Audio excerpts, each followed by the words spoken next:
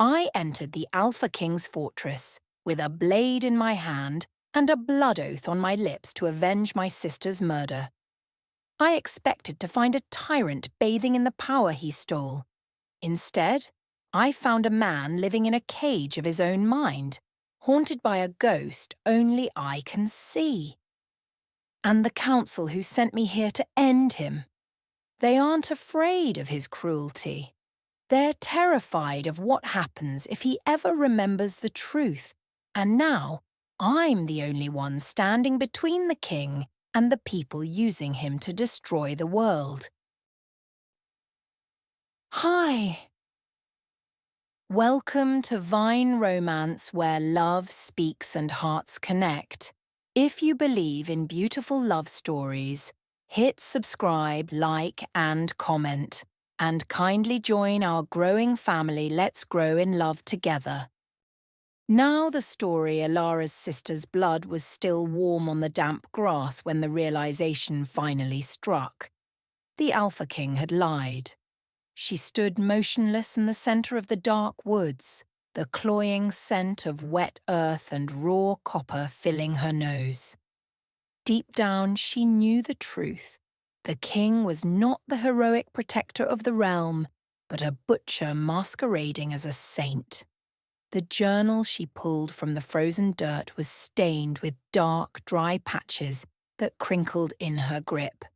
It was her sister's handwriting, frantic and jagged against the paper.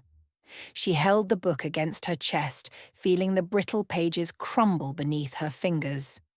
Because of that, it felt like her sister's final heartbeat. Why did he do it? The question burned in her throat like acid. She wanted blood.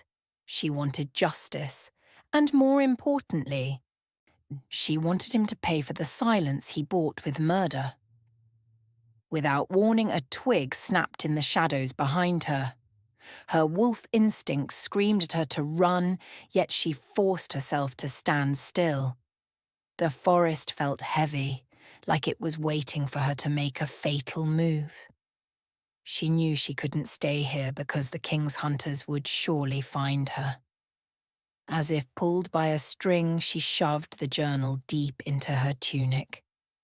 It felt cold against her skin, a lethal secret that had the power to burn the whole kingdom down.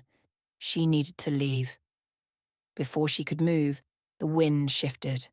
It carried the scent of pine and something else, something sharp and metallic, the king's scent.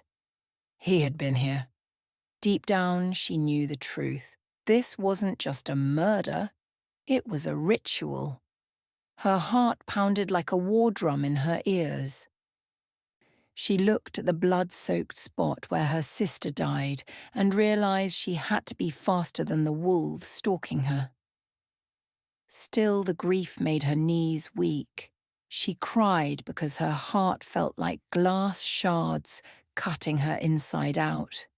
The forest seemed to watch her, the ancient trees bowing their heads in silence. Maybe it was fate that led her to this book. She turned her back on the past. As the wind carried his name, she felt a shiver slide down her spine. The hunt had started. That night, the sky was black, hiding the mountain's secrets. She stood in front of her small, decaying home. The wood looked tired just like her. She knew she had to burn it. If she left it standing, they would find her tracks. She struck the match. The fire started because her shaking hands demanded justice. It caught quickly, orange flames dancing like ghosts in the dark. She watched the house turn to ash, feeling absolutely nothing. She was cold, she was tired, and she was ready. As the house fell, she let her skin crawl. It was time. She didn't want to be human anymore. The pain hit her, a sudden sharp snap in her bones. Her skin stretched, fur sprouted, and her teeth sharpened into daggers. It hurt because the change was forced by pure, raw hate. She let it happen. She shifted because the agony pushed her past her limits. Her wolf rose up, Strong and wild, the world became sharper. Colours turned into greys and deep, vibrant shades of shadow. She could smell the fear in the air, miles away. Without thinking, she leaped into the darkness. The ground flew under her paws. Every muscle in her body felt like a coiled spring. She was fast. She was lethal. And she was a weapon now. The forest blurred into a streak of green and black. She didn't look back. There was nothing left to save. By the time the sun started to peek over the mountain, she was miles away. Her breath came in short, jagged puffs. Something inside her shifted, not just the wolf, but her soul.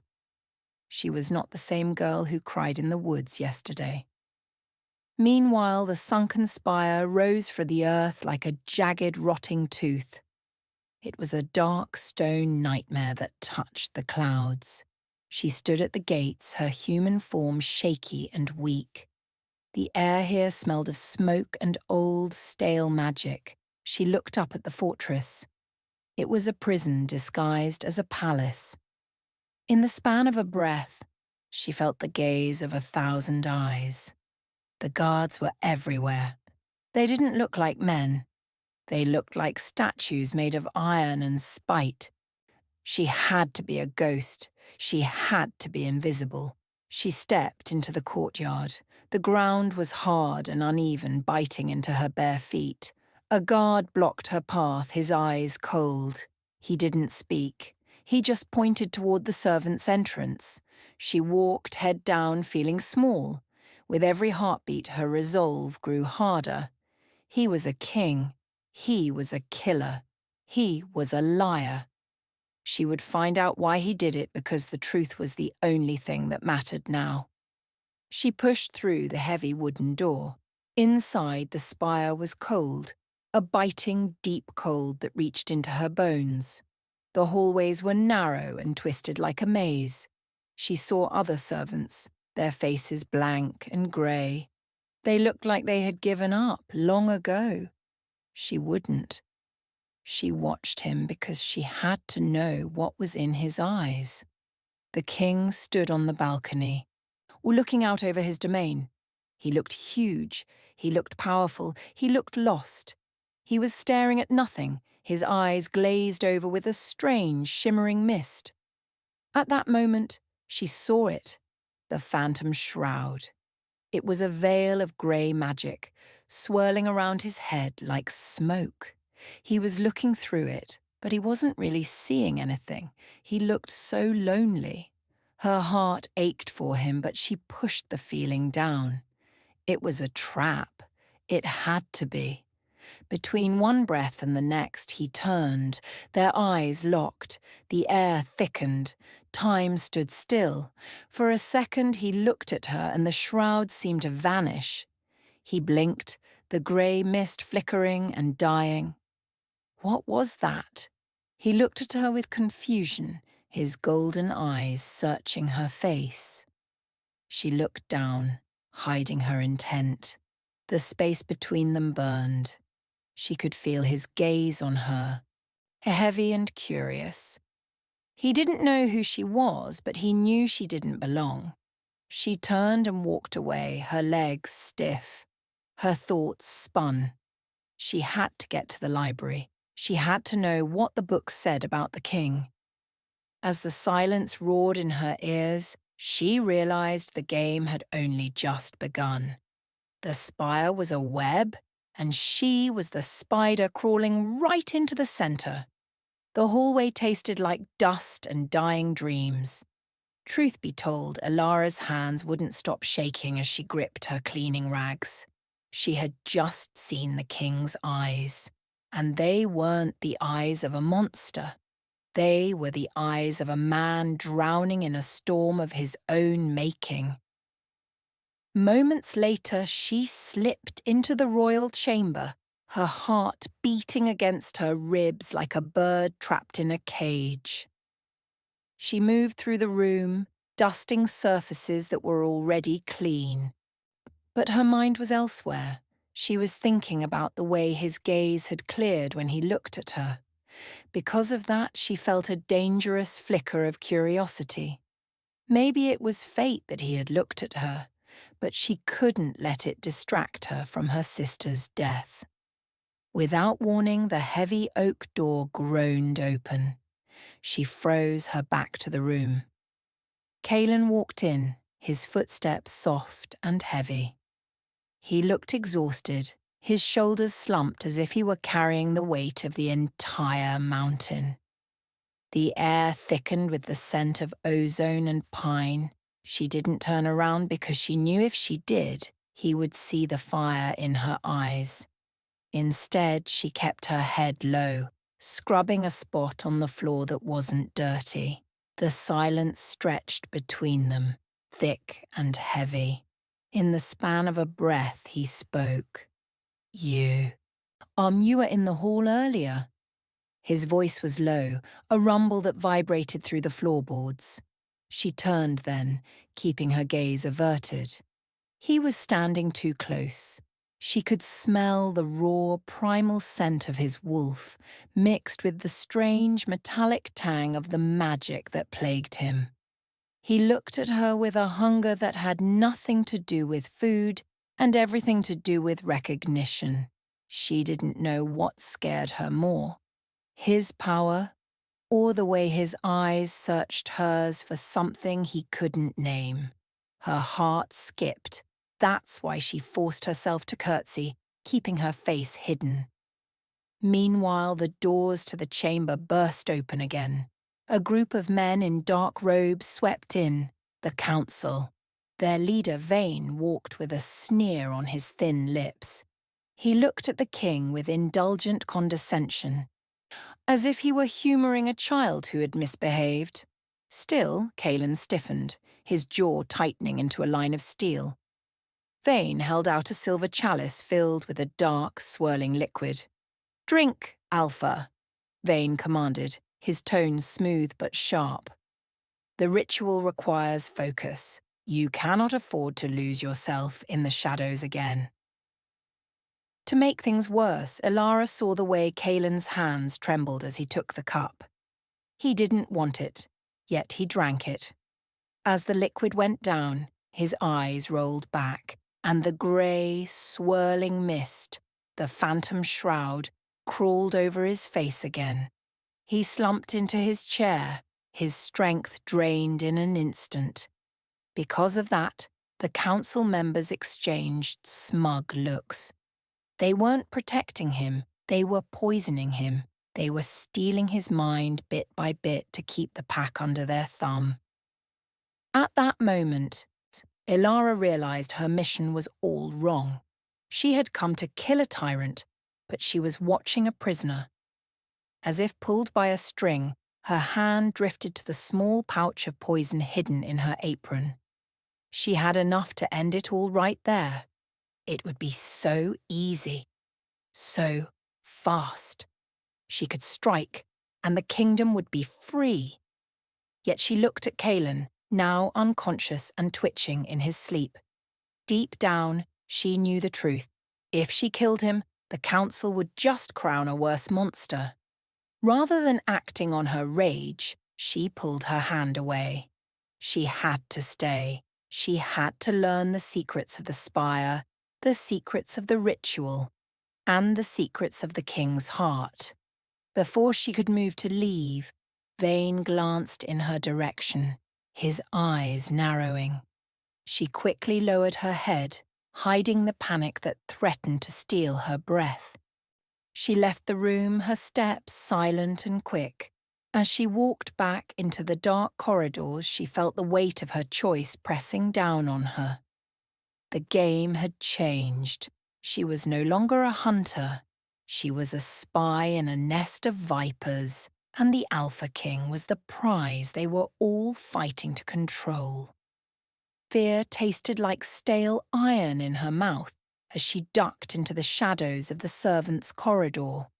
Truth be told, her heart hammered against her ribs so hard that she thought it might break through the skin. She had almost been caught. Because of that, she realized she had to be smarter, faster, and much more careful if she wanted to survive. Elara pressed her back against the rough, cold stone of the spire. The walls here were damp and slick with moss. She was learning that the spire was not just a building, it was a breathing beast that wanted to crush her. Soon after, she climbed the vertical shafts that connected the servant levels. Her wolf instincts took over since the narrow stone chutes were meant for animals, not for human legs. She hauled herself up with calloused fingers. Her breath came in short, ragged gasps. She was no longer a hunter, she was no longer a girl, she was no longer a prey animal. She was a shadow navigating a labyrinth of stone.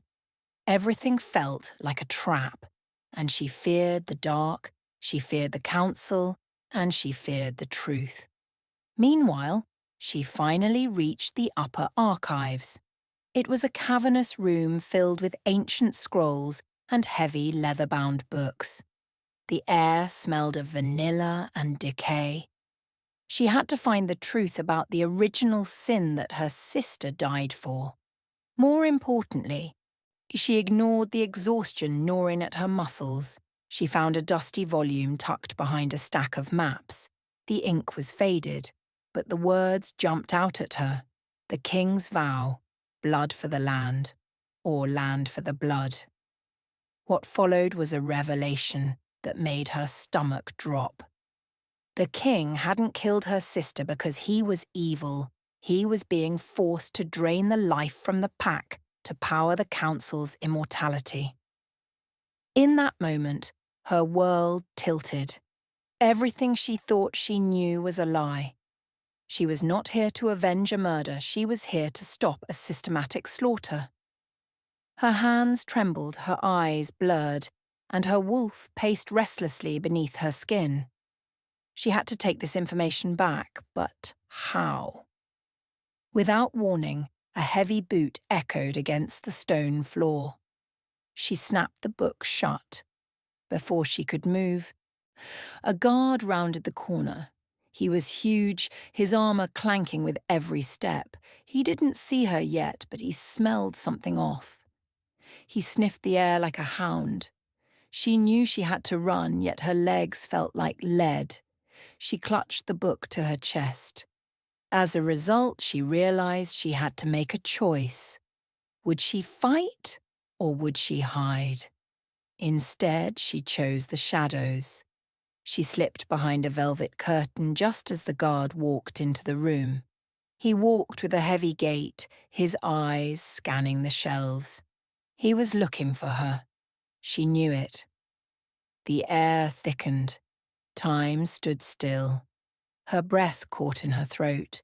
She stayed perfectly silent. The guard stopped only a few feet away from her hiding spot.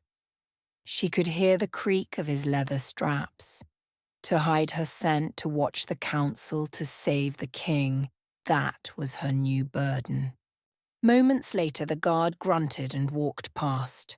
She didn't let out a breath until the clanking died away. That's why she scrambled toward the exit, her heart still racing. She needed to get back to the servants' quarters before they called for roll call. As the wind shifted in the hallway, she realized the spire was full of secrets. Who was the guard really working for?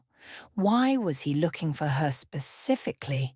The questions swirled in her mind.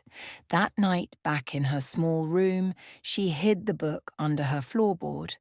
She felt a strange pull in her chest, a phantom sensation like a string being tugged. It was the bond. She could feel Kaelen's presence somewhere above her, his soul tethered to hers. Her bones remembered him. Her mark tingled, and her soul answered. She realized she couldn't just kill him, she had to save him. All the path forward was dangerous. She was terrified. Even so, she was ready to burn the whole kingdom down to make it right. In the quiet that followed, she fell into a fitful, dreamless sleep. In the span of a breath, the sunken spire shifted from a cold fortress into a jagged tomb. The screams came from the deep, dark pits beneath the stone. The pack was being drained. Because of that, the floorboards vibrated with a sickening rhythmic pulse. She had to act. She could not hide the book any longer. She had to face the truth. Her heart pounded like a trapped bird against her ribs, but she forced herself to breathe. She was a weapon now, not just a servant. Moments later, she was running through the cold stone corridors. Her feet padded softly on the damp, mossy ground. She needed to reach Kaelen. She needed to wake him from his poisoned stupor. Still, the guards were everywhere. They stood like statues of black iron at every turn. In fact, Vane had commanded a total lockdown.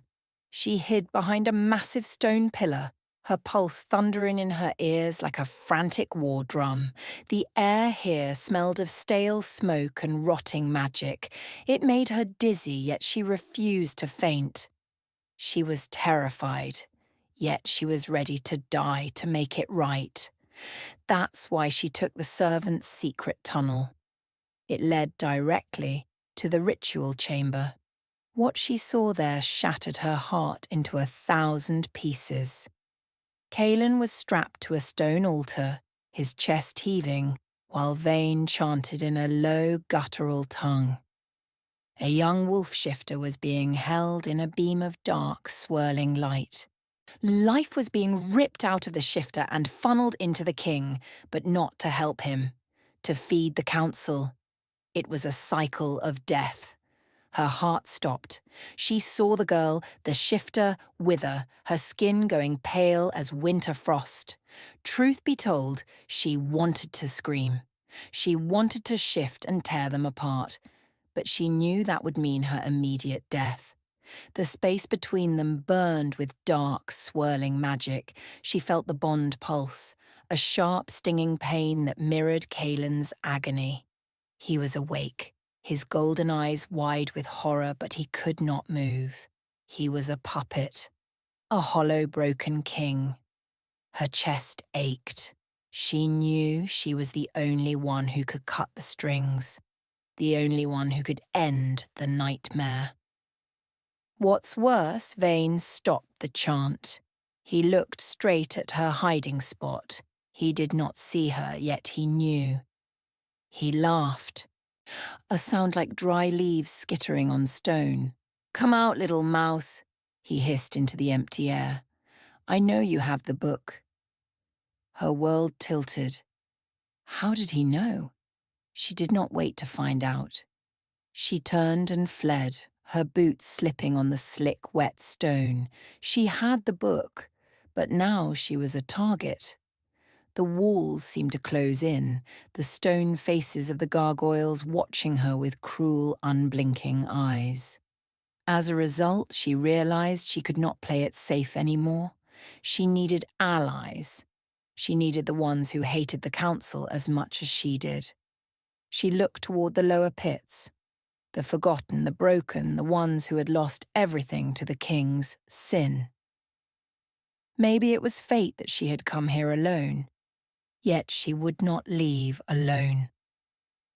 As the shadow of the spire loomed over her, she understood the cost of her mission.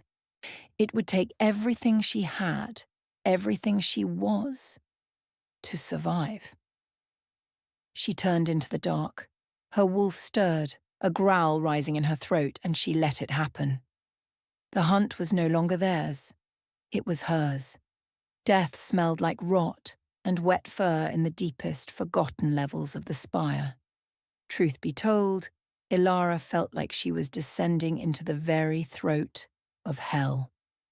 The air down here was thick with the stench of sickness and despair.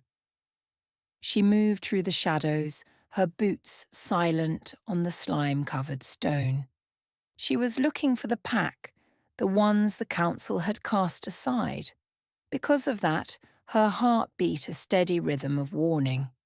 She knew she was walking into a nest of vipers, yet she had to find someone to fight by her side.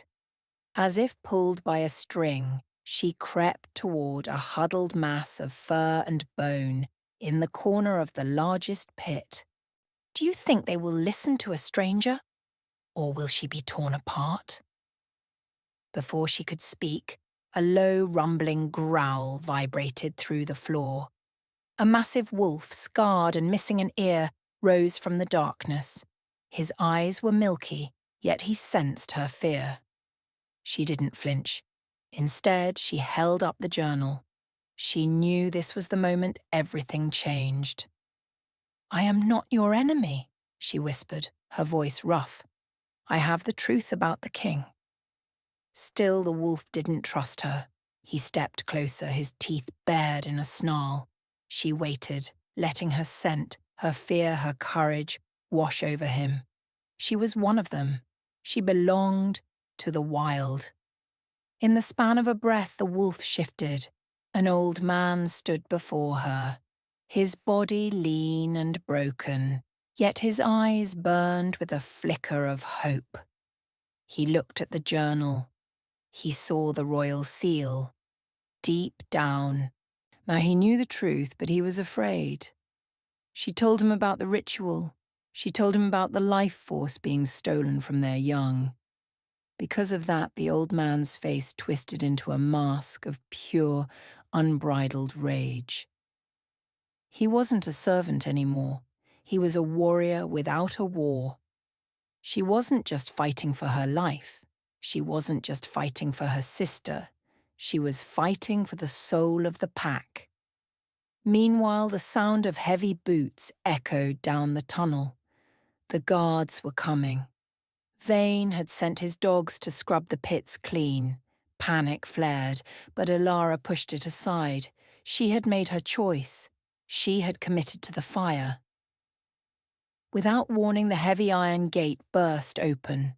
A dozen guards charged in, their steel weapons gleaming in the dim torchlight. They weren't there to capture, they were there to kill. Elara didn't think twice. She shifted. Her bones snapped, her fur erupted, and her wolf, a creature of silver and vengeance, leaped into the fray. With every heartbeat, the battle grew more violent. The pits became a blur of claws, blood, and desperate howls.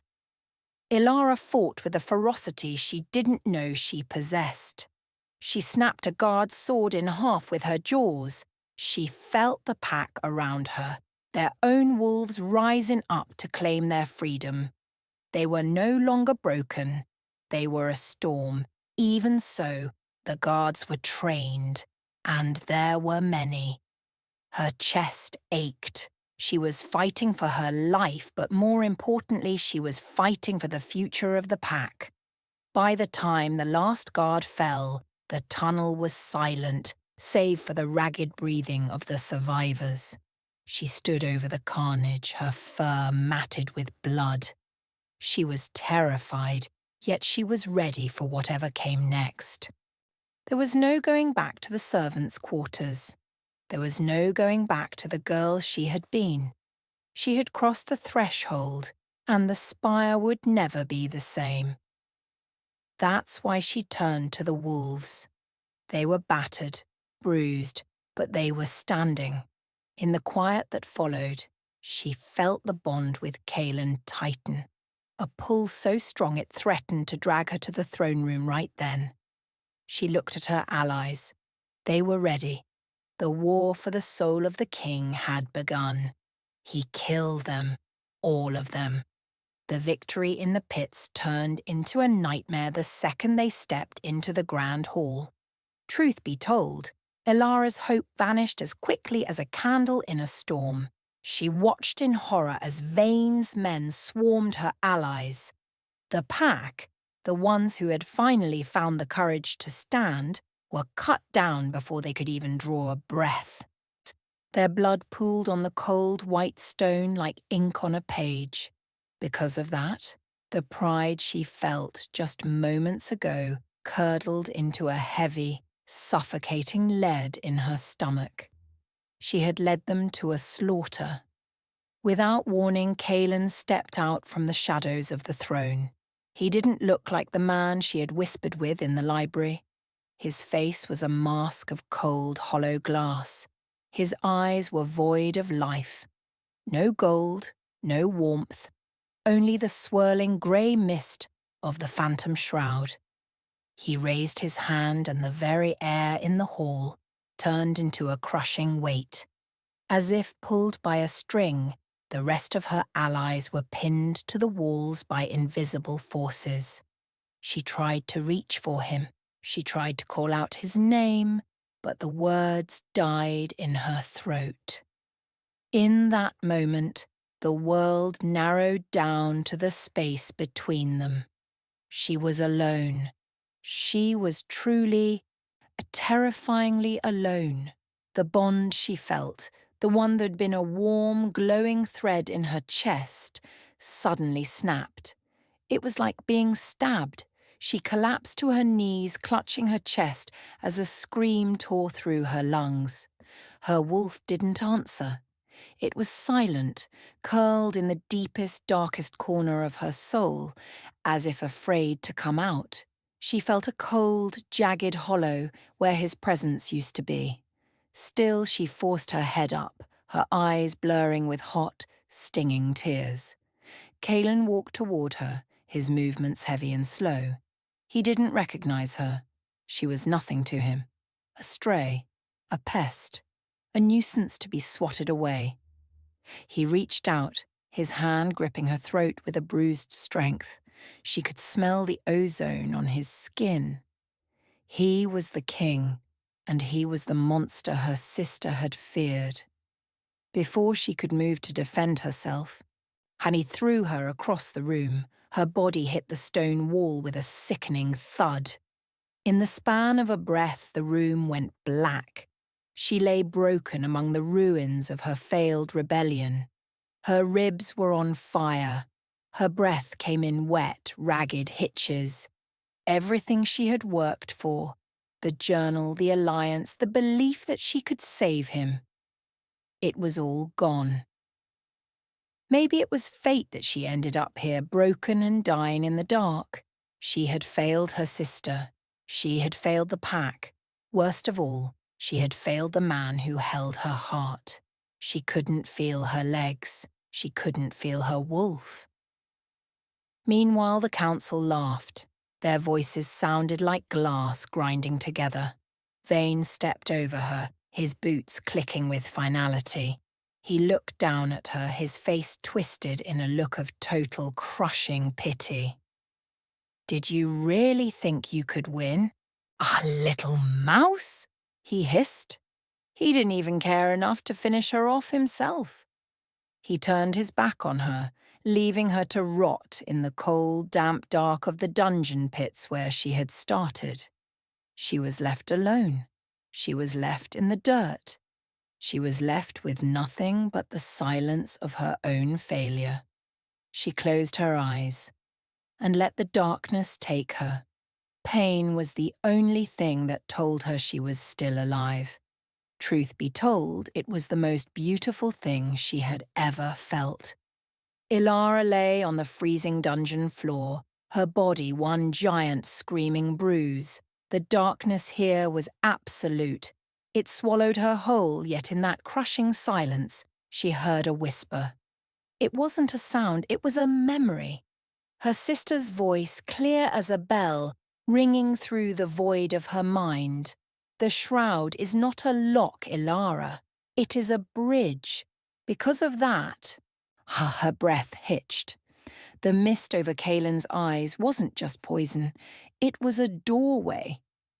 As if pulled by a string, she forced her broken body to roll onto its side. She felt a phantom tug at the base of her skull. It was the bond. It wasn't dead. It had just gone dormant, waiting for her to reclaim it. She wasn't just a servant. She wasn't just a sister. She was a pack leader. Without warning, she pushed herself up, ignoring the way her ribs groaned in protest. She reached deep into the cold dark of her own soul and found her wolf. Her wolf was not defeated. It was waiting, fur bristling with ancient, untapped power. Soon after, she felt the shift, her bones knit together with a sickening pop, a sound of healing rather than breaking. She stood, and the damp air of the dungeon felt different now. It smelled of opportunity. In the quiet that followed, she realized she didn't need a sword or a shield. She had the one thing the council feared: the truth. She was the conductor of the Shroud. She could reach through the veil and pull those trapped souls back to the light. Before she could move, the heavy iron door of the dungeon groaned. Moments later, a guard stepped inside, his torch flickering against the wet stone. He came to verify the trash. He didn't see the woman who had already died once today. He saw a pile of rags. As the light hit her face, she didn't cower. She smiled. It was a predator's smile. She moved faster than a heartbeat, her hand clamping over his mouth. She didn't kill him. She broke him with a single whispered command. Her wolf power flared, not as a claw, but as a leash. The guard collapsed, his mind open and vulnerable. That's why she walked out of the dungeon, not as a prisoner, but as a queen. She gathered the scattered wolves, the ones who had survived the slaughter. They looked at her, and they didn't see the servant girl. They saw the fire. She stood before them, her voice steady and sharp. "The king is not your enemy," she told them. "The council has stolen your future. We are going to take it back." While the forest held its breath, they marched toward the spire. The path was steep, yet every step felt like a drumbeat of war. She could feel Kaelen ahead. He was fading. The ritual was reaching its peak. She had to reach the throne room before the clock stopped. As the bond pulsed, she felt his agony become her own. It was a burning, white-hot anchor in her chest. She wouldn't let him go. She wouldn't let him fade into the dark. With every step he took, with every breath she drew, the spire groaned. It knew what was coming. She wasn't fighting for her own life anymore. She was fighting to be the light in the deepest part of his nightmare. As the shadow of the spire loomed over her, she understood the cost. She would give her soul to fix the bridge. She would break the shroud. And when she stood before him, she would make him remember that he was never truly alone. She let the wolf take the reins. The final hunt had begun. The throne room doors did not just open. They were blasted off their hinges by the sheer force of Elara's rage. Truth be told, the guards didn't stand a chance against a pack fighting for their very existence. Elara surged forward, her wolf, a blur of silver and shadow, tearing through the defensive line with a savagery that had been missing for generations. Because of that, the air inside the spire turned electric, charged with the scent of ozone and spilled blood. Vane stood by the altar, his face twisting into a mask of pure, unadulterated shock. He reached for his dark staff, but before he could speak, Elara lunged. In the span of a breath, the world narrowed down to the space between them. Without warning, Kaelen's body arched on the stone slab, his eyes flying open to reveal only swirling grey smoke. He was still lost in the shroud. He was not there. Still, Elara refused to break her focus. She dropped her wolf form, landing hard on the cold stone, and lunged toward the altar. She didn't reach for her claws. She reached for his hand. As if pulled by a string, their palms connected, and a shockwave of raw, unrefined magic knock the breath from her lungs. She dove into his mind. It was a chaotic storm of memories, of pain, of dark whispers. In fact, she saw her sister's face, etched in the king's deepest regrets. She shouted into the void of his mind, "Kaelen, wake up! The bridge is open!" Because of that, the grey mist began to fray at the edges. She felt him, his wolf, shivering in the dark. He was curled up, hiding from his own guilt. She pulled him close, her own spirit wrapping around him like a warm blanket. She let him feel her truth, the grief, the hope, and the love she had found in the wreckage. That's why he finally turned. When his golden eyes met hers, the shroud shattered into 1,000 shards of light. The air thickened. Time stood still. A beat later, Kaelen rose. He didn't just stand, he towered. He roared, and the sound was not human. It was the sound of a king reclaiming his throne. Vane shrieked, scrambling back, but he was too slow. Kaelen moved like a lightning strike.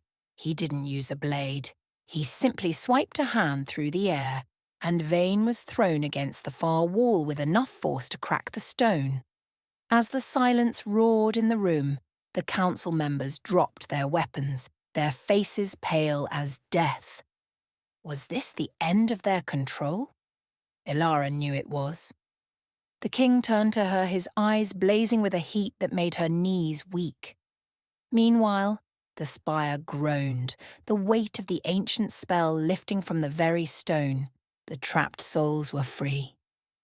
Kaelen reached out, his fingers grazing her cheek with a tenderness that defied the violence of the moment. Her heart skipped. She felt his relief, his sorrow, and his burning desire. "You," he breathed, his voice a low, raspy velvet. "You brought me back." As the echo faded, the tension in the room finally broke. Elara leaned into his touch, her eyes closing as the weight of the last few months began to lift.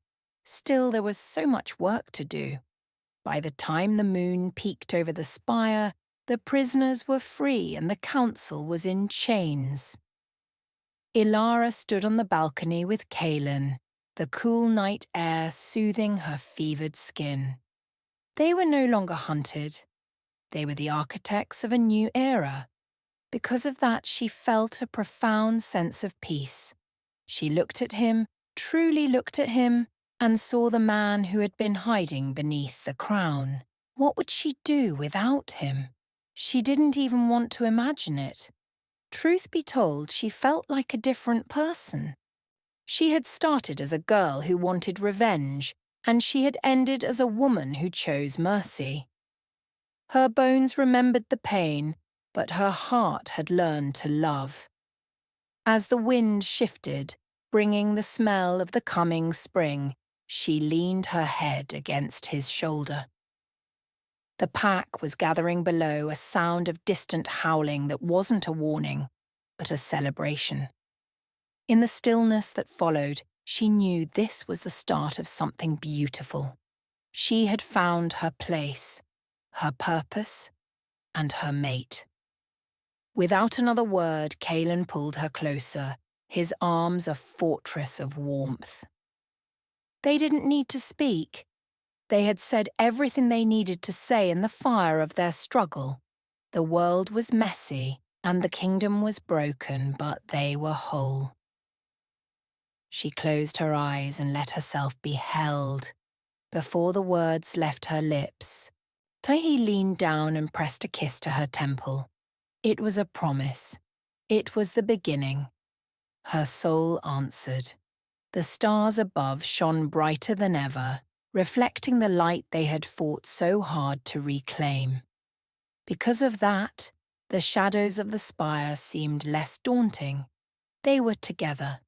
In that moment, she knew they could face anything, any threat, any challenge, any storm. Beneath the moonlight, they stood as one, a king and his queen, bound by more than just a crown. They were bound by the truth. As she looked into his golden eyes, she saw her future staring back at her. The hunt was over, and the life they were meant to lead had finally begun. She was home, she was loved, she was free.